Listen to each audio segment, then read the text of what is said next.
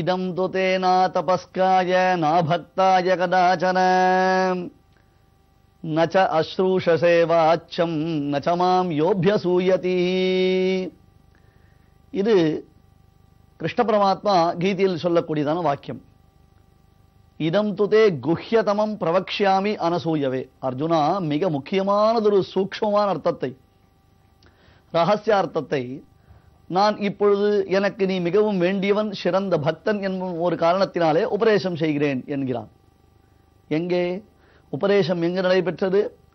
18 அக்ஷௌகினி சைன்யங்களும் ஒருத்தருக்கொருத்தர் எதிர்த்து கொண்டு திரண்டிருக்கக்கூடிய மாபெரும் போர்க்களத்தில், அந்த குருக்ஷேத்திர யுத்த பூமியில் யுத்தத்திற்காக, போருக்காக மிகுந்த உற்சாகத்துடன் இருக்கக்கூடியதான போர் வீரர்கள் நடுவில்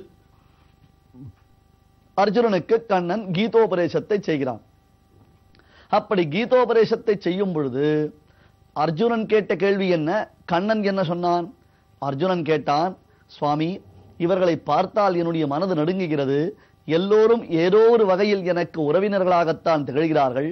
அது தவிர குரு, எனக்கு ஆச்சாரியரான அங்கே துரோணாச்சாரியர், குருவிருத்தம், இந்த குருகுலத்திற்கே கிழட்டு சிம்மமாய் விளங்கக்கூடிய பிதாமகரான பீஷ்மாச்சாரியர், இப்படியெல்லாம் பெரியோர்களை எல்லாம் நாம் அடிக்க வேண்டுமா? உறவினர்களை எல்லாம் அடிக்க வேண்டுமா? இவர்களை அடித்து கொன்றுவிட்டு அவர்களுடைய ரத்தமும் மாமிசமும் சதையும் தோய்ந்திருக்கக்கூடிய இரத்த வாடை வீசக்கூடிய இந்த சிம்மாசனத்தில் அமர்வதினால் என்ன பிரயோஜனம்?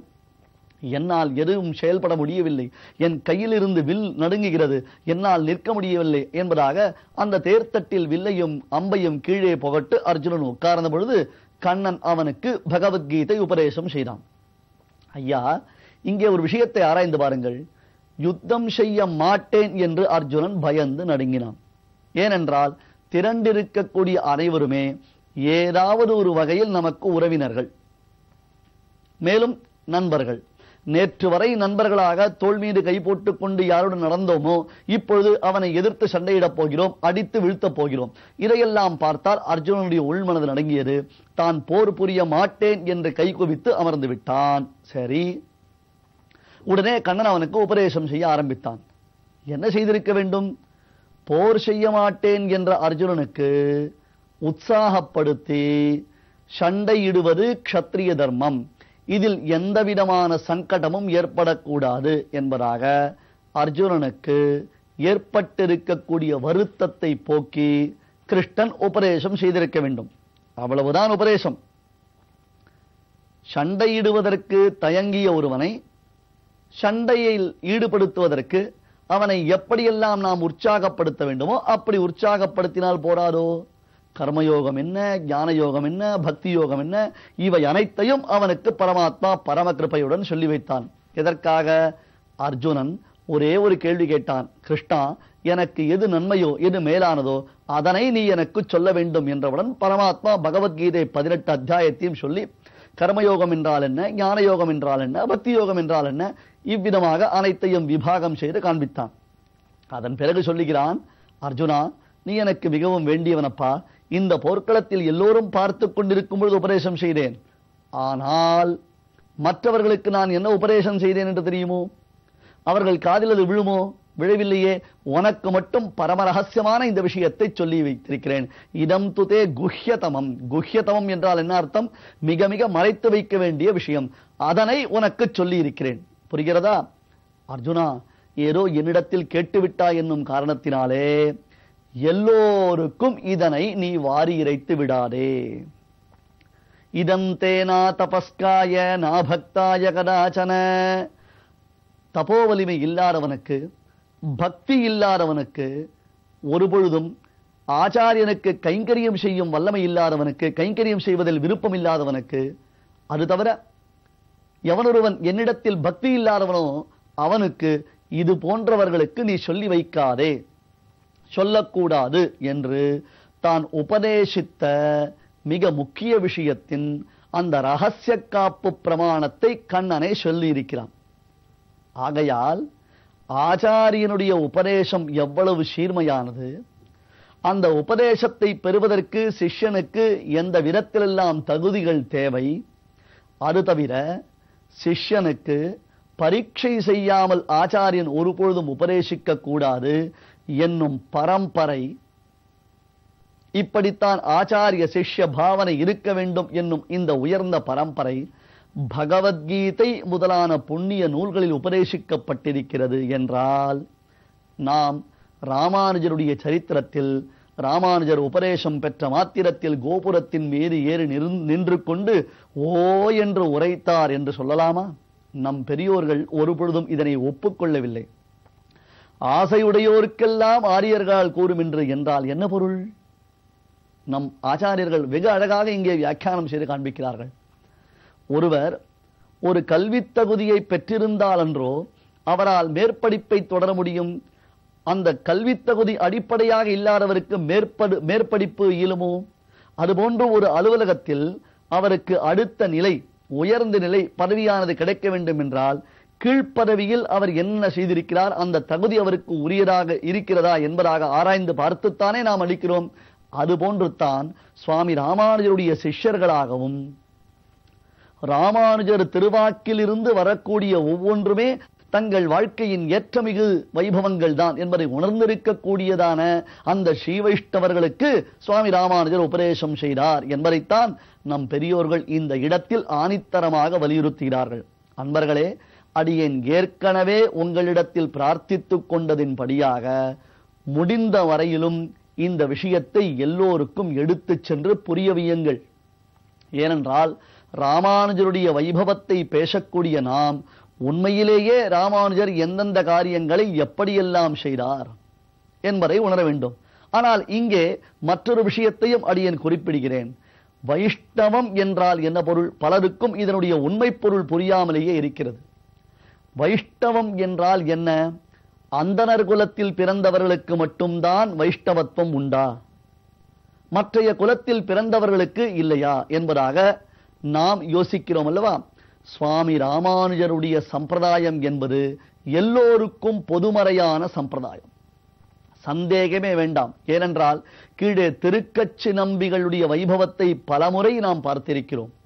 திருக்கச்சி நம்பிகள் அவர் அந்தணர் குலத்தில் பிறக்கவில்லை, வைசிய குலத்தில் பிறந்தவராகத்தான் குரு பரம்பரைகளில் காண்பிக்கப்படுகிறார். ஆனால் வரதராஜ பெருமாளிடத்தில் வார்த்தையாடும் பாக்கியத்தை பெற்றிருக்கிறார். ஒரு வகையில் திருக்கச்சி நம்பிகளும் ராமானுஜருக்கு ஒரு குருநாதர் தான் என்று சொல்வது மிகையில்லாத வார்த்தை. ஆகையால் வைஷ்ணவத்தை நாம் அடைவதற்கும் நம்முடைய குலத்திற்கும் எந்தவிதமான சம்பந்தமும் இல்லை. எந்த குலத்தில் எப்படி பிறந்திருந்தாலும் சரி, அவனுக்கு விஷ்ணுவினுடைய அனுகிரகம் நிச்சயம் உண்டு என்பது ராமானுஜருடைய உறுதியான சம்பிரதாயம். எல்லாவற்றையும் நாம் ஒன்றுக்கொன்றாக பிசைந்து வைத்துக் கொண்டு என்ன சொல்லுவது, ஆங்கிலத்தில் கன்ஃபியூஸ் ஆகிறோம் என்று சொல்லுகிறார்கள் அல்லவா? அதுபோன்று புரியாத ஒரு நிலையில் நாம் இருக்கிறோம். வைணவம் என்பது உலக பொதுமறை, எல்லோரும் வைணவர்கள் தான். யாருக்கெல்லாம் விஷ்ணுவினிடத்தில் பக்தி உண்டோ, யாரெல்லாம் விஷ்ணுவை பரம்பொருளாக உணர்கிறார்களோ, யாரெல்லாம் அந்த விஷ்ணுவை எப்பொழுதும் தங்கள் வாயினால் பாடி மனத்தினால் சிந்திக்கிறார்களோ அவர்கள் எல்லோரும் வைணவர்கள் தான். இதில் சந்தேகமே கிடையாது.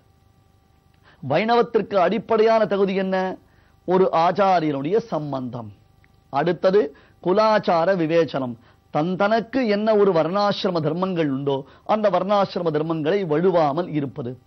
இப்பொழுது ராமானுஜர் உபதேசம் செய்தார் என்றால் யாருக்கு உபதேசம் செய்தார்? தன்னிடத்தில் பிரீத்தி கொண்டு தன்னுடைய உபதேசங்கள் உலகை உய்விக்க வந்தன என்பதை உணர்ந்திருக்கக்கூடிய வைஷ்ணவ திரள், அடியார்கள் திரளுக்கு உபதேசம் செய்து வைத்தார். அந்த அடியார்கள் திரளில் அந்தணர்கள் மட்டும்தான் என்பதாக நாம் நினைக்க வேண்டிய அவசியமே இல்லை.